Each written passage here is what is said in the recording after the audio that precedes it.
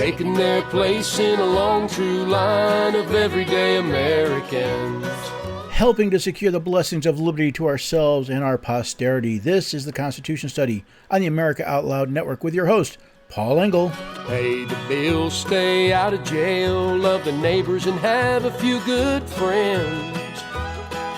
Every day you were everyday Americans. Hello there, everyday Americans, and welcome to the Constitution Study. This is where we read and study the Constitution. We teach the rising generation to be free. I'm glad you could join me, and today I'm focusing on a question that's been on top of mind lately. Is government the solution to our problems? Does our salvation, at least on this earth, come from government? Because if you look at the news, if you talk to many people, you'll find they are focused on the government solving our problems. Now, having read George Washington's farewell address, I recognize that not only is it political parties that are perpetuating their own horrid enormities and creating their own frightful despotism, it is our focus on individuals looking for someone in government to save us. Now, why did this come up? Well, there's been many articles lately and a lot of news about what's been going on in Florida and all the work that Florida's Governor DeSantis is doing to protect rights and liberties in the Sunshine State. Yet, I look at the details. I get past the rhetoric. I get past the noise. I get past the political grandstanding, and I look and I have to give Governor DeSantis in the legislature of the state of Florida mixed grades. So let's take a look at an article I wrote recently looking at some of the details of what's been going on in Florida. Many people have pointed to Florida as an example of a state protecting the rights and liberties of its citizens. They point to the state's response to COVID and big tech as examples of not just upholding the rights of those in the Sunshine State, but specifically the leadership of Governor Ron DeSantis. Meanwhile, an objective look at some recent legislation and executive orders shows that when it comes to rights and liberty, not all in Florida is sunshine. This is not an article about politics and political parties. It would be wrong, however, to ignore the part they play in these stories. Now, when it comes to political parties, I frequently quote George Washington's farewell address. The alternate domination of one faction over another, sharpened by the spirit of revenge natural to party dissension, which in ages and countries has perpetuated the most horrid enormities, is itself a frightful despotism. Beyond simply party dissension, Washington then warned us of our tendency to seek security in the power of a single individual. But this leads at length to a more formal and permanent despotism. The disorders and miseries which result gradually incline the minds of men to seek security and repose in the absolute power of an individual. And sooner or later, the chief of some prevailing faction, more able or more fortunate than his competitors, turns this disposition to the purposes of his own elevation and the ruins of public liberty. Now, what does this have to do with rights and liberty in Florida? It's the tendency I have observed of many Americans to laud the action of someone with whom they tend to agree without taking the time to consider the rightness of their specific actions. Now, Florida was one of the first states to begin reopening after the initial COVID-19 shutdowns. Both praised and vilified for his leadership, as early as May 2020, Governor DeSantis began lifting the restrictions he had put in place. Now, while history has shown that his early reopening was beneficial to both the health and economy of Florida, often lost in the discussion is the legality of both the shutdown and the reopenings. As the 14th Amendment states, nor shall any state deprive any person of life, liberty, or property without due process of law, nor deny to any person within its jurisdiction the equal protection of the law.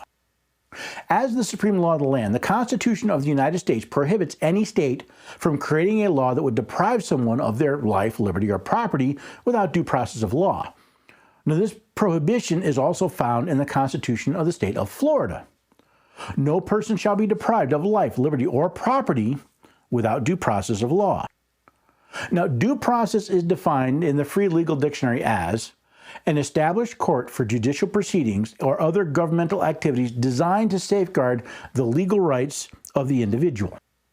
When Governor DeSantis initiated the restrictions commonly referred to as lockdowns, he deprived millions of Floridians of both their liberty, freedom from restraint, only abridged and restrained as is necessary and expedient for the safety and interests of the society, state, or nation, and their property or control of their businesses without due process.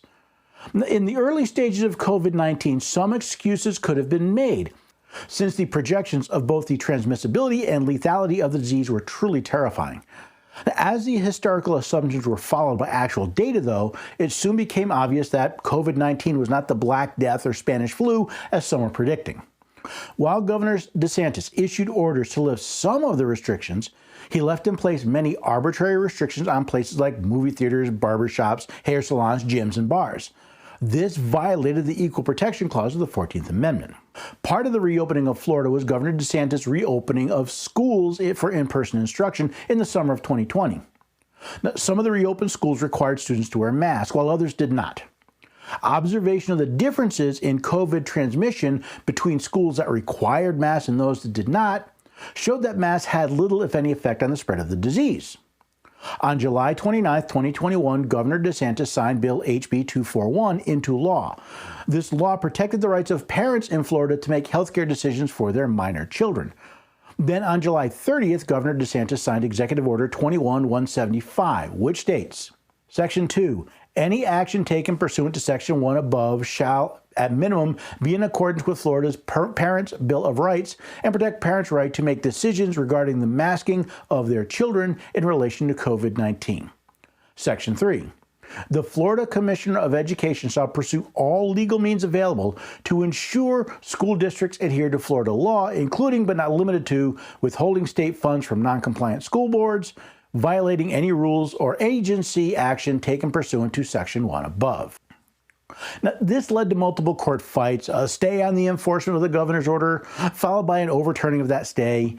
Now, if the original lockdowns were illegal, at least this fight to protect the rights of parents to make healthcare decisions for their children is an example of the Florida government, including Governor DeSantis, upholding their oath to support the constitutions of both Florida and the United States. Much has been said about the states, cities, schools, and businesses that have instituted vaccine mandates.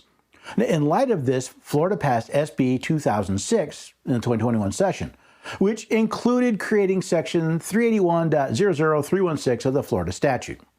1. A business entity, as defined in Statute 768.38, to include any business operating in the state, may not require patrons or customers to provide any documentation certifying COVID-19 vaccination or post-infection recovery to gain entrance upon or service from the business operations in this state. This subsection does not otherwise restrict businesses from instituting screening protocols consistent with authoritative or controlling government-issued guidance to protect public health. Now, SB 2006 goes on to also prohibit government entities and educational institutions from requiring proof of vaccination or post-infection recovery, but I need to focus on subsection 1. See, as I quoted before, both the constitutions of the state of Florida and the United States prohibit someone from being deprived of their property without due process of law.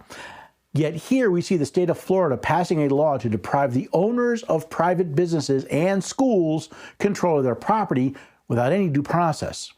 Furthermore, by preventing businesses or schools from establishing their own standards for allowing entry onto private property, the state not only deprived the owners of their property, but their ability to consider for themselves the risks and rewards of allowing non-vaccinated or post-infected people onto their property.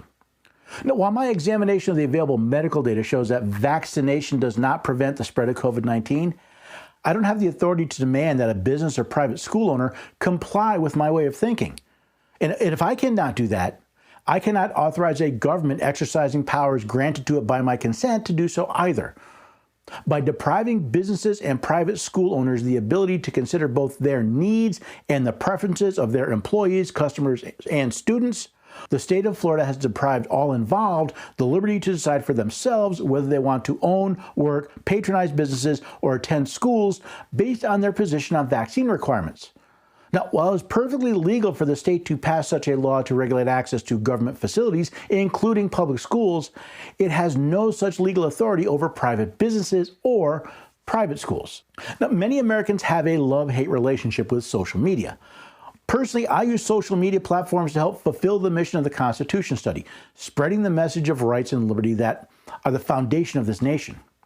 I'm also keenly aware that I do so at the sufferance of those platforms. I've already been banned from Facebook and received a warning from YouTube, neither of which provided any evidence of my alleged violation of their standards. I recognize that as private companies, they have the right to control who has access to their property and under what conditions that access will be allowed. I've heard and read the thoughts of many people on how we should deal with this situation, which leads me to believe many Americans cheered when Florida recently enacted SB 7072 in the 2021 season, which prohibited many forms of social media censorship.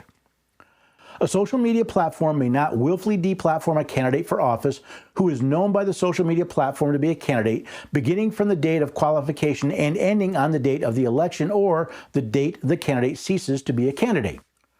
This part of the law falls under the state's control over the election process.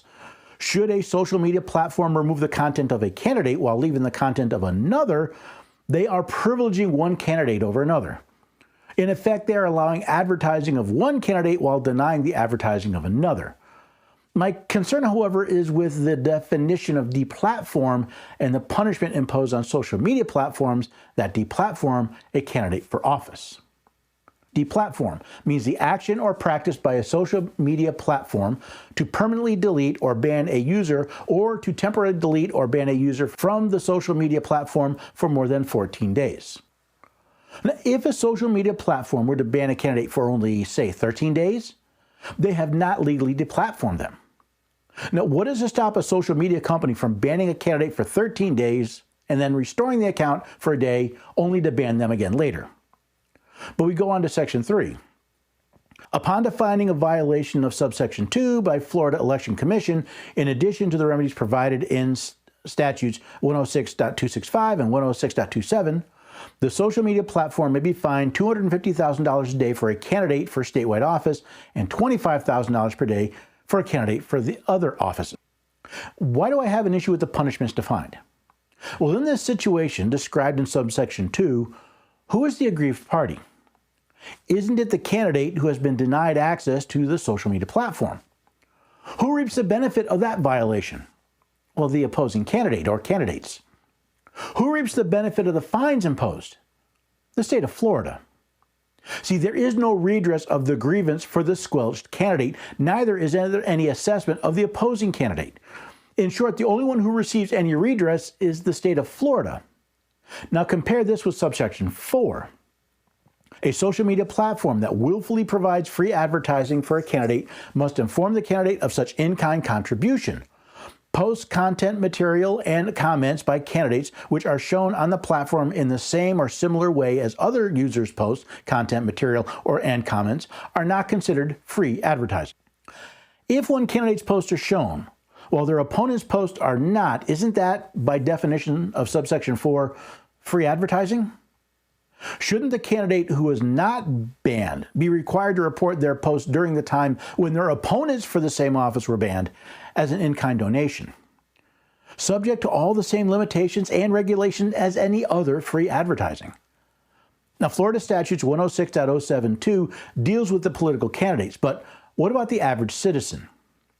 A social media platform may not censor or shadow ban a user's content or material or deplatform a user from the social media platform, 1, without notifying the user who posted or attempted to post the content or material, or 2, in a way that violates this part. Florida statute section 501.2041 goes on to describe many other requirements for social media platforms, including publishing their standards for censoring, deplatforming, and shadow banning, applying those standards consistently, and providing users notification, detailed explanation, and access to their data should their content be censored or their account be deplatformed. Now, failure of a social media platform to comply with section 501.2041 would be considered an unfair or deceptive practice. A complaint to the state under 501.2041 could lead to an investigation which may lead to a civil or administrative action, meaning the state could sue or fine the platform for a violation. The user could also file a lawsuit against the platform, but only for inconsistent censorship or failure to properly notify the user of being deplatformed. Not too bad. But there is one more twist to this legislation. A social media platform may not take any action to censor, deplatform, or shadow ban a journalistic enterprise based on the content of its publication or broadcast. So a journalistic enterprise gets special treatment under the law? Meanwhile, you and I, at least if I lived in Florida, can have our content censored and shadow banned as long as the rules are applied consistently. That means journalistic enterprises must have their content handled in a manner inconsistent with everyone else. What is a journalistic enterprise, you ask? Journalistic enterprise means an entity doing business in Florida that, 1, publishes in excess of 100,000 words available online with at least 50,000 paid subscribers or 100,000 monthly active users. 2, publishes 100 hours of audio or video available online with at least 100 million viewers annually.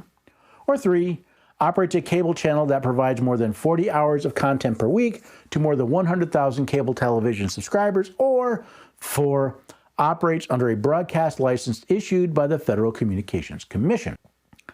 That's right. If you are a large journalistic enterprise, your social media content is protected by Florida law. But if you're just a little bit smaller than the standards listed, too bad.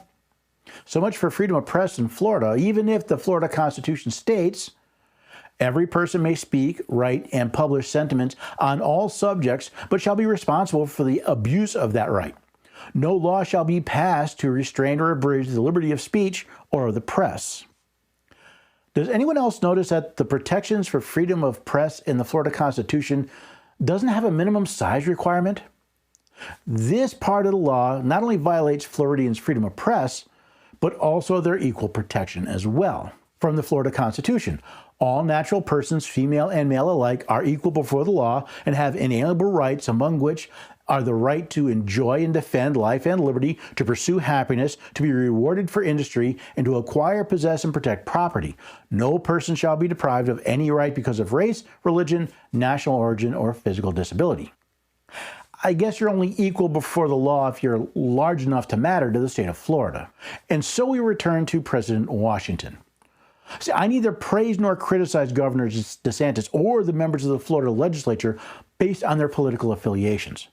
Much of what I've seen coming out of the Sunshine State has been constitutionally sound, but not all.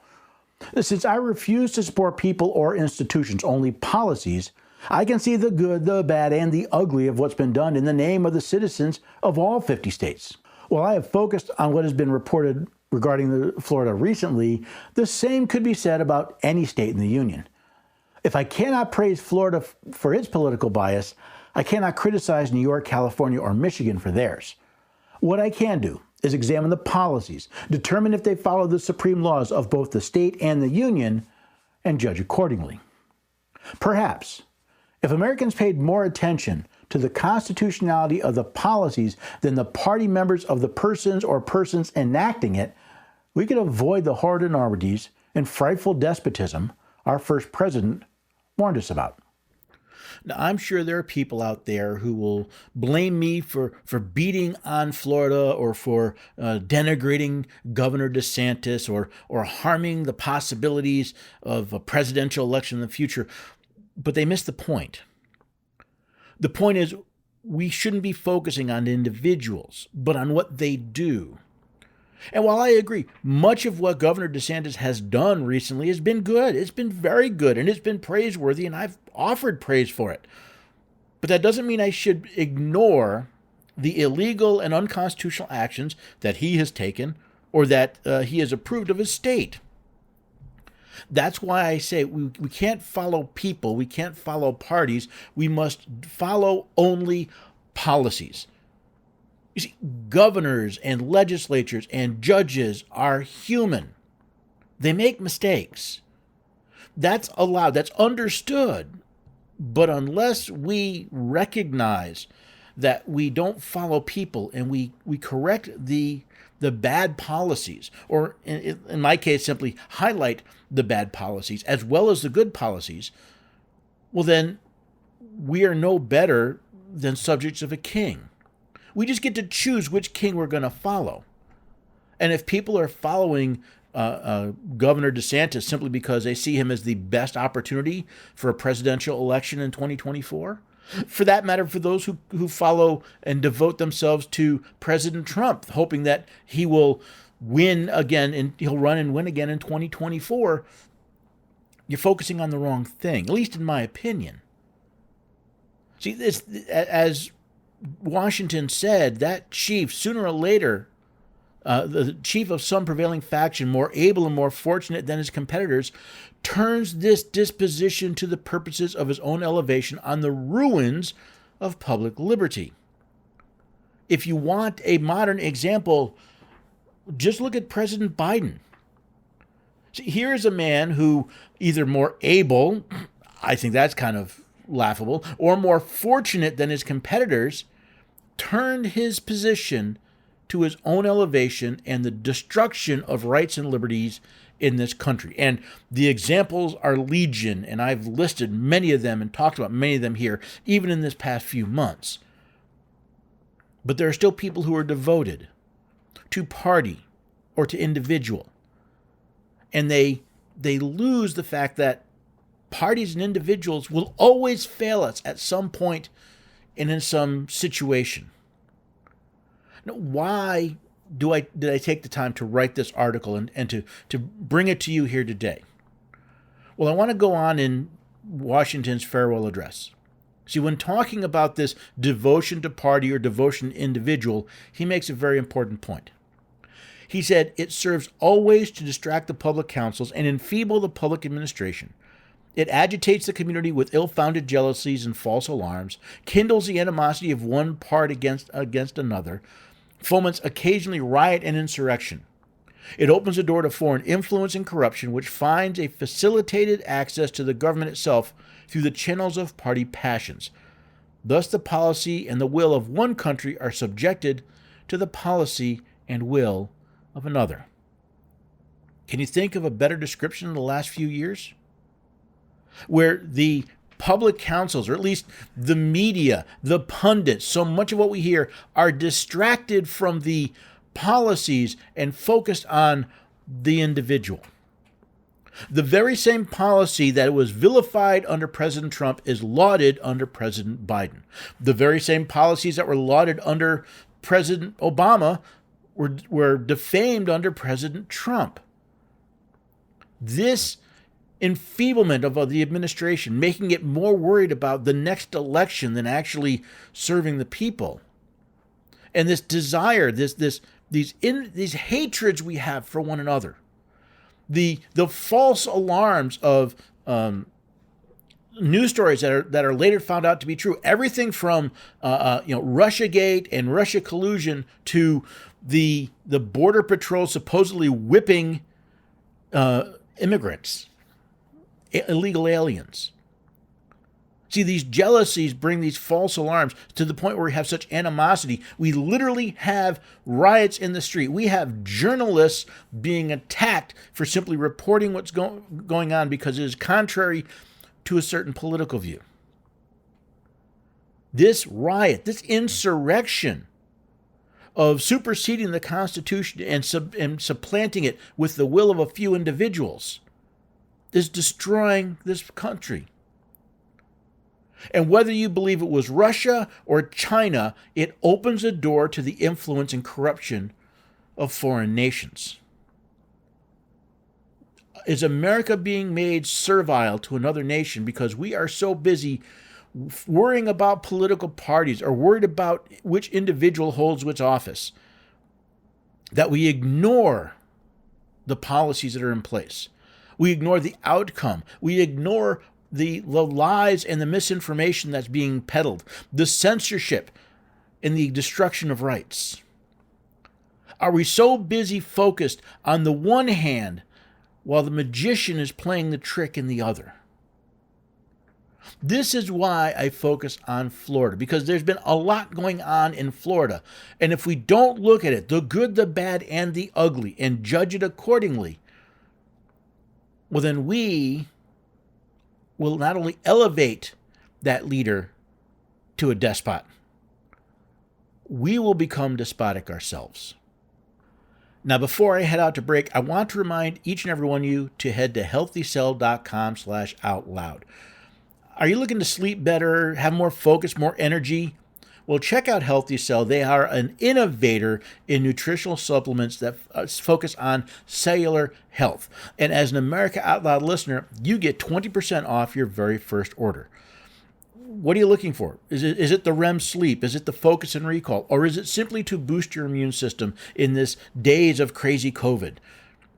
So I've been using the Immune Super Boost for a while, and I've been out and about and I haven't really gotten sick. So give it a try, or try any of their formulas. Again, just go to healthycell.com/outloud for 20% off your very first order. Well, my fellow Americans, how did you feel watching footage on the news of domestic terrorists looting our stores and burning our cities down? You were probably disgusted and angry as much as I was. It's disturbing what's going on. Well, you'd be shocked to know that your shopping habits are supporting these extremists. Companies like Amazon, Nike, Disney, FedEx, it's an endless list, and they've been supporting these radical groups. Let's stop supporting companies that fund these extremist groups. We can all do our part. Visit shoptotheright.com and you'll find businesses in a nationwide database and companies that are aligned with our American values. Visit shoptotheright.com and let's all make a difference. Trouble getting to sleep and staying asleep can be infuriating. Your mind races. You toss and turn, and the harder you try, the harder it is to drift off. And today's digital age makes it even harder. You're not alone with this struggle. Poor sleep affects over 70% of Americans. Even the Centers for Disease Control labeled insufficient sleep a public health epidemic. To take back your sleep, Healthy Cell has created REM Sleep, the only sleep supplement made to support all 4 stages of human sleep, with calming herbs, amino acids, and sleep hormone support, delivered in a patent-pending, pill-free, ultra-absorption microgel formula that tastes great. Fall asleep, stay asleep, sleep deeply, and wake up refreshed with Healthy Cell's REM Sleep. Go to healthycell.com and use code OUTLOUD for 20% off your first order. That's healthycell.com, healthycell, and use code OUTLOUD for 20% off.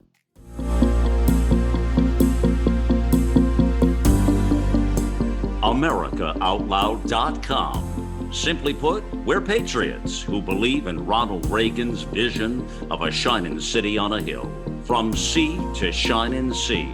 You can listen in on iHeartRadio. Our free apps are on Apple, Android, or Alexa, or our world-class media player. America Out Loud Talk Radio. Liberty and justice for all.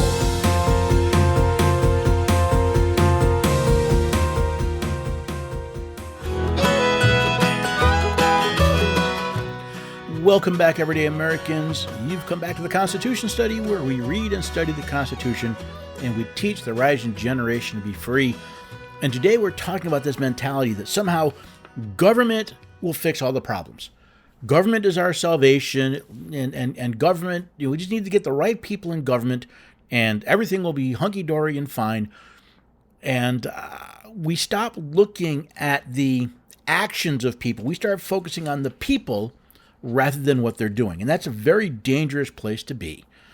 That hero worship leads you to accept actions from somebody you would never accept from someone else, simply because, well, you like them or they're in the right party. And we looked earlier at recent events coming out of Florida, and we looked at the good, the bad, and the ugly. Some of what they've done is wonderful and constitutional, and I'm all for it. A lot of what they've done is not. A lot of what they've done is simply transitioning from one tyranny to another. From the government telling you you can't mass people, or that you have to mass people, to government telling you can't mass people. And it's this idea of getting government to enforce your will on other people. I mean, maybe that's the basis of this. Now, staying in Florida for a little while, there's a recent report that the Florida Department of Health has sent letters out, or at least one letter, to government officials that are still imposing vaccine mandates on the employees. An Orange County Mayor, Jerry Demings, received one of these letters saying that they would be fined $5,000 per individual violation under Florida law. because Florida law says you cannot require a vaccine mandate. Now, again, we're talking about government entities. This is legal. This is legitimate. This is the government of the state of Florida telling a subsidiary government, in this case, a county, that we've passed a law that supersedes your mandate. If you continue to enforce that mandate, we will fine you. Well, actually, they're fining the county, which is another issue that comes to mind. You know, I've talked to a lot of people. I had a lot of comments lately, people asking about suing. And, you know, do I sue this group? Do I sue that group? How do I do it? Yada, yada. And the one thing you'll notice, or at least that I've noticed, is these fines, these suits, these judgments are paid for by the taxpayers of the county. So let's take Orange County as an example. Now, I'm not familiar with the intimate details. What I've understood from the articles I've read is that, again, Florida, it is illegal for a government agency to require a vaccine as a condition of employment. There are counties, including here we have Orange County, that is still requiring a vaccine as a condition of employment. Therefore, the state of Florida, in this case, Doug Woodleaf, who is division manager of the Florida Department of Health, saying, if you continue this, we will fine the county $5,000 per individual violation. Now, here's my concern, and it's a little bit of good and bad. See, on the one hand, it is actually, whether it's Doug Woodleaf or someone in the employ of the county that is continuing to flout not only Constitution, not only the laws of Florida, but the Constitution of Florida and the Constitution of the United States, by requiring vaccinations, by requiring people give up their liberty or their control of their body in order to work for the county. But you see, Doug Woodleaf has no skin in this game.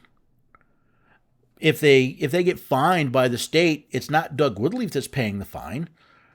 It's the county that's paying the fine. See, there is no punishment for Mr. Woodleaf, which is problem number one. See, we've created this separation between the actor and the agency. And I understand the logic behind it, right? There's a lot of things that are done that the individual doing it may not be personally responsible. All right. So are you fining the agency or the county because it's requiring this because it's a county order, or is it the order of Mayor Demings? I don't know. I don't know the details. But this is why I talk. We talk a lot about suing this government official or suing that government official, forgetting that we're actually suing the department or the agency, meaning it's the people that ultimately pay whatever gets awarded in the suit. But that's not entirely wrong. In other words, I don't think that's entirely a bad idea, because let's face it, it is the people of Orange County that elected Mayor Demings, that it's under their authority that the county government exists. It's under their authority that these actions are taken. So they should have some skin in the game too. But I don't know that there's a simple answer to assigning responsibility. Again, if this was done by an act of the county government as a whole, in other words, some county board got together and did this, then yes, the county should pay, and the people of the county should pay because they hired them. If it's the action of a single individual issuing an order, that individual should be the one that is punished, not the county, not simply the county. Right? So this is my thought process on this. I'm glad to see Florida actually putting some teeth into their law. And I'm, again, not knowing all of the details of the specific situation. What I'm really, like I said, what I'm glad to see is legislatures, or in this case, members of the executive, right, because it's the Department of Health, actually doing something. But they talk a lot, they pass a lot of laws.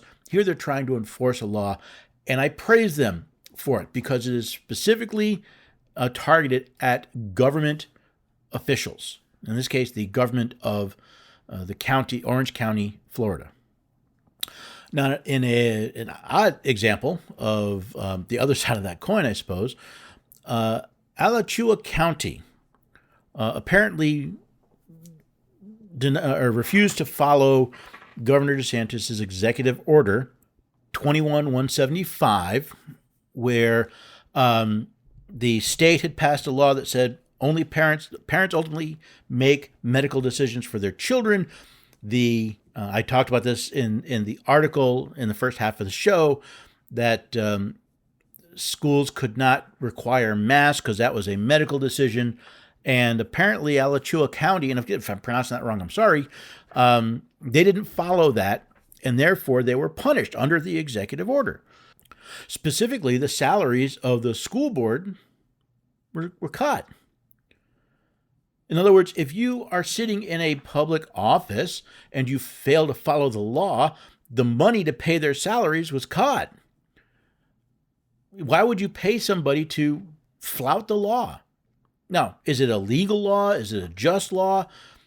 That's a question. And again, as I covered in the first half of the program and in my article, yes, it's a law saying that medical decisions belong to the parents. The schools do not have the legal authority to interfere with that. If the schools do so, the Department of Education can punish them, including cutting their salaries. But you see, then the Biden administration steps in. See, they came up with money. They paid the school board salaries. Yeah, the money they lost were paid by the Biden administration. Now, let's start with a couple of simple questions. Does the Biden administration, does the United States have the legal authority to pay teachers or school boards? The answer is no. There's nothing in the Constitution of the United States that authorizes the federal government to have anything to do with education. So the U.S. Department of Education that spent this money is an illegal organization. Its existence is actually criminal. It violates the Constitution of the United States. Next, they took funding from a program called the Project to Support American Families and Educators Grant Program. So the Congress of the United States has appropriated funds. They collected taxes, then appropriated those funds to give money to schools and school boards. Another criminal act, because it violates the Constitution. There is nothing in the Constitution of the United States that gives the United States the authority to have anything to do with education. And since the 10th Amendment says if it's not specifically delegated to the United States and not prevented or denied to the states, it remains with the states. This is the federal government usurping the authority of the state of Florida. This is also, by the way, I would say bribery.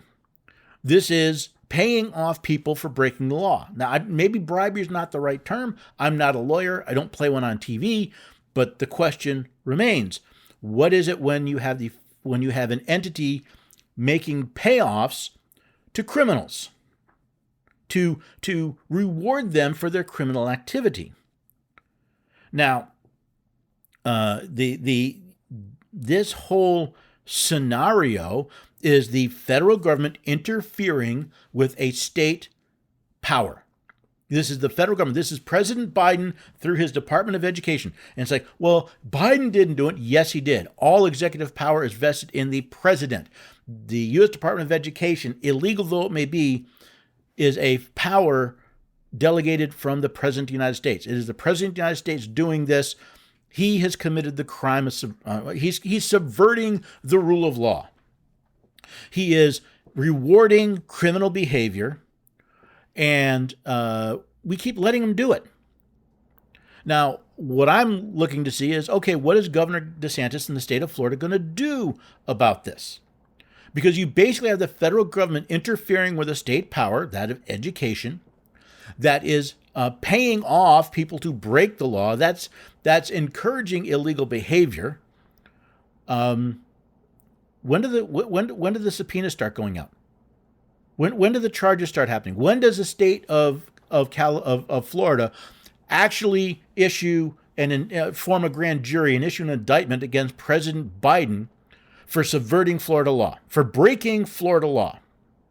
That's what I want to know. See, we keep acting like the states are vassals of the federal government. They are not. President Biden has committed a crime in the state of Florida. When is the state of Florida going to actually charge him? But Paul, you can't charge a sitting president. Absolutely, you can charge a sitting president. There is nothing in the Constitution of the United States that says you cannot charge a president of the United States with committing a crime while he is in office. I think many people get this confused with Article 1, Section 6, which says the senators and representatives shall receive a compensation for their services to be ascertained by law and paid out of the Treasury of the United States. They shall in all cases except treason, felony, and breach of the peace be privileged from arrest during their attendance at the session of their respective houses and in going to and returning from the same. And for any speech or debate in either house, they shall not be questioned in any other place. But that is specifically the senators and representatives. That is not the president. By the way, I'm not familiar with the laws of Florida, but I would bet that if I were to pay somebody to break the law, that might be a felony. Wouldn't you think? So even a member of the House or Senate is not privileged from arrest for a felony while they're in session or going to or from session. So there's nothing in the Constitution that puts the federal agents above the law, that puts those in the federal government above the law. So it's time that I would say that the state of Florida actually, form a grand jury and issue an indictment if they believe President Biden has committed a crime in Florida. In fact, not only should they really must. This usurpation of the state power has gone on far too long and is far too dangerous. And it is about time the states stopped acting like vassals. The states formed the compact that created the Constitution of the United States, that created the federal government. The federal government works for the states, not the other way around. And it's about time the states stopped acting like the children of the federal government and act rightfully as its master. And I've talked a lot about Florida, but Florida is not the only place where, let's say crazy mandates and policies go into effect. Now, you may be familiar that New York City is fast becoming a prison colony. You need a proof of vaccination to go to a restaurant or to a concert. You need to be vaccinated to go to school. Well, there was a court that put on hold. They put an injunction against New York City public schools requiring teachers and staff to be vaccinated. This injunction has been dissolved. Now, it took quite some searching around, but I did finally find the actual one-page document from the Second Circuit Court of Appeals. It's a 3-judge panel, Pierre Laval, Robert Sack, and Michael Park, that dissolved the injunction and ordered that the motion for the injunction pending appeal is denied. So in other words, they dissolved it and they denied hearing an appeal on it. Why? Which I don't know because they didn't say. That's all it says. This court entered a temporary injunction in the above captioned case on Friday, September 24, 2021, for administrative purposes pending decision by a 3-judge panel. It is hereby ordered that the September 24th injunction is dissolved. It is further ordered that the motion for the injunction pending appeal is denied. Why? What's the legal basis for it? If there is one, it's not here. So what do we have? We have a 3-judge panel acting as rulers. They're denying the rights of the employees, of the faculty and staff of the public schools in the city of New York. They are violating their oath to support the Constitution of the United States. They simply said, we deny it. Where is your reasoning? Where is your proof? Where is your legitimacy? See, this opinion is garbage. And in fact, if you are a teacher or a teachers union in the city of New York, When are you going to start calling for criminal penalties? I know we've all been indoctrinated to the idea, sue, sue, sue, beg the federal government to do this for you. That's not the way it works.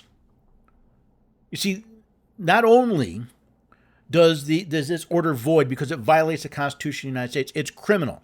Title 18 of the United States Code, Section 242, whoever, under color of any law, statute, ordinance, regulation, or custom, willfully subjects any person in any state, territory, commonwealth, possession, or district to the deprivation of any rights, privileges, or immunities secured or protected by the Constitution or the laws of the United States shall be fined under this title or imprisoned not more than 1 year or both.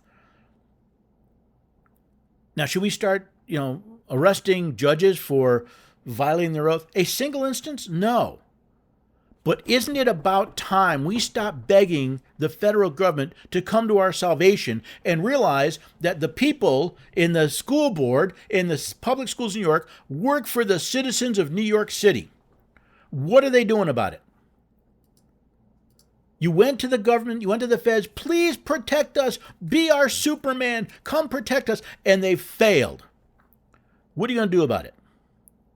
Are you vassals? Are you subjects? Are you servants of the school board, of the city of New York, or of the mayor? You're supposed to be their masters, not their servants. What are you going to do about it? In fact, why did you start off by begging the federal government to come shelter you? Are you a subject of Washington, D.C.? When will the people begin to realize that these governments are formed to serve us, not to master us? We are the rightful masters of both Congress and courts. That's what Abraham Lincoln said. We are the rightful, we the people. The people are the rightful masters of both Congresses and courts, not to overturn the Constitution, but to overturn the men who pervert the Constitution. Well, here we got a whole lot of perverting going on. You have the city of New York, the mayor of New York ordered this vaccine mandate. You have the school board of the city of New York. Again, elected officials perverting the Constitution of the state of New York and of the United States. You have the school officials following these illegal mandates and incurring into you under a order or custom depriving you of a right protected by the Constitution to be at liberty and to be in control of your own property, including your body. And what are we doing about it? We do nothing. Why do we do nothing? Well, no, I'm sorry. We do. We beg the federal government to come protect us because we treat them as our masters, that they rule over us rather than our servants, an organization we created to protect our rights. Do you want to know what happens when we let the Constitution be ignored? When we let the Constitution be destroyed in front of our eyes? Look at what's going on in Australia. That's what happens. And then this little story flew through, and most people I know paid no real attention to it. At least not that I've heard of so far. But Speaker of the House Nancy Pelosi, in a press conference discussing the debt ceiling. Now, you have to understand, Congress has the authority to borrow money in the name of the United States, on the credit of the United States of America. Congress has put a limit on how much they will borrow.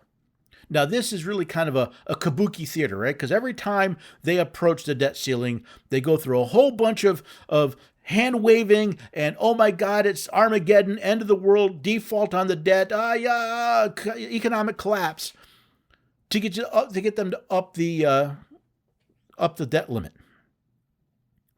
So now she says, well, listen, if the Republicans continue to block the raising of the debt limit, all right, now, see, this is not a reasoned argument. This is not a fact-based argument. This is a political party argument. The Republicans are blocking their efforts. I'm sorry, but I'm pretty sure the Democrats are in charge of both houses of Congress, are they not? How is it the Republicans are blocking the Democratic efforts?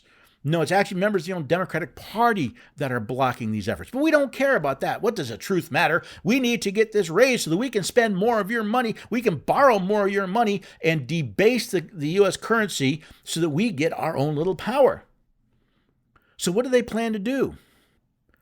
Well, under this idea that the public debt clause of the 14th Amendment, which reads, the validity of the public debt of the United States authorized by law, including debts incurred for payment of pensions and bounties for services in suppressing the insurrection or rebellion, shall not be questioned. There's a very important word in there, authorized by law. That's the problem. They're not authorized to borrow any more money, and she's trying to figure out a way to leverage people into doing this. So what's their solution? Well, apparently, the Democrats are considering an option to give the Treasury Secretary the power to raise the debt limit. All right, just a second. Did she just quote the 14th Amendment? It says, public debt of the United States authorized by law, not authorized by executive order, not authorized by executive action, authorized by law. Ms. Pelosi, you tyrannical person, you're subverting the Constitution of the United States. The fact is, the representatives of the people of the United States are telling you, stop borrowing so much money. Now, to be honest, it's not so much that the people are telling them that, it's that they want something. Let's face it, this whole debt crisis kabuki theater is all about leverage. It's all about getting somebody to do something. Whether it's about getting the opposing party to fund programs, whether it's about getting lobbyists to make contributions, it doesn't matter. This is all kabuki theater. The 14th Amendment says that only debts authorized by law are not to be questioned, which means if Congress gives this power to the executive branch, it's a violation of the 14th Amendment, which means any debt they incur can and should be questioned. So how many of you out there even heard about this idea to simply abdicate the responsibility of Congress and give to the executive branch the ruling power that Congress is supposed to guard of its own power? And if you did, how many realize that it's a violation of the Constitution? It's a violation of the 14th Amendment. Congress has the power to, well, actually, let's forget that. Back up a second. So the 14th Amendment does say that power shall not be, that debts authorized by law shall not be questioned. But the actual power to borrow money, Article 1, Section 8, Clause 2 says that Congress shall have the power to borrow money on the credit of the United States. Not the executive. Congress has the power to borrow money. Only Congress has the power to borrow money. It is illegal for Congress to try to give that power to the executive branch. It is another example of tyranny. It is another example of those in Washington trying to turn the president into a king. This is nothing but, this is the insurrection. This is the coup. This is the subverting of the government of the United States. What do you mean, Paul? The government is authorized by the Constitution of the United States. This action is in a series of actions to take the power away from the representatives of the people and put it into the hands of the executive, which is elected by the states. This January 6th wasn't an insurrection. This is a continuing insurrection. This is a continuing coup d'etat to shift power from those elected by the people to the man and eventually woman elected by the states, to remove accountability from your representatives in Congress. And you hired these idiots.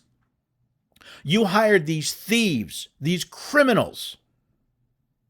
I hired them too. They're our fault. They're our responsibility. Not only California, San Francisco, for hiring this tyrant of Nancy Pelosi, Not only the people in the districts that hired the Democrats, but the people in the districts of all the districts that are putting up with these shenanigans. Your representatives, your employees are turning the government you created into an oligarchy, into a despotic tyranny. And you and not me anymore. I used to, but I stopped. How many of you are sitting back and doing nothing? We're the cause of impeachment for those Democrats subverting the Constitution, trying to get the power to borrow money to the executive. What happens when the guy that actually writes the check is the same guy that gets to set how much money he can spend? Just imagine that. Just imagine you hand your child your checkbook and a credit card, and you say, go ahead, you spend whatever you want. You set the credit limit, you spend whatever you want, and then we'll pay the bills. That's effectively what we've done that to a certain extent now. Now, rather than at least having a vote on it in a public hearing, no. We're just going to give it to the Department of Treasury. We're just going to let Secretary of the Treasury spend whatever he wants. He needs money, borrow it. It's fiscally stupid. It's constitutionally illiterate. It's criminal. And it's a subversion of the legitimate powers of government of the United States, and the American people are sitting back and paying more attention to whatever kabuki dance is currently on the idiot box. And we wonder why freedom and liberty are dying in America. It's dying because the American people are sitting back and watching our freedom burn. And in many cases, we are throwing those freedoms and liberties on the pyre. And one day, very, very soon, we will have to explain to our children and our children's children what it was once like in America, where men were free and that admit that we threw away their birthright and their rights as citizens, either because we couldn't be bothered or because we wanted the money. Us greedy little American citizens. You can find out more about my show, get all the latest podcasts, go to www.wwwamericaoutloudcomp79525, look under our shows or under schedule, and follow the Constitution Study. Pay the bills, stay out of jail, love the neighbors, and have a few good friends.